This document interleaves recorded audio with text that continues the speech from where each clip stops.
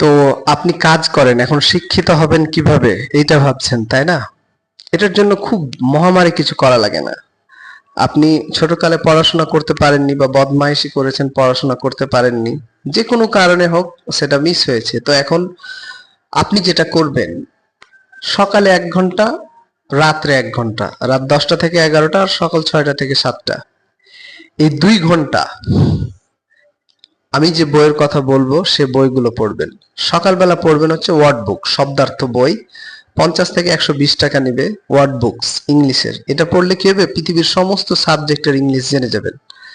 আর রাত্রে English movie দেখবেন, যেগুলোতে খারাপ মুভি না, যেগুলোতে ফাইট হয়, অ্যাকশন হয়, এ ধরনের মুভি দেখবেন। তাহলে দেখবেন যে আপনি যে জিনিসটার অভাব অনুভব করছেন সেটা পূরণ হয়ে যাবে। বেশি না, 1 ঘন্টা করে দিলেই যথেষ্ট, সকালে বিকেলে।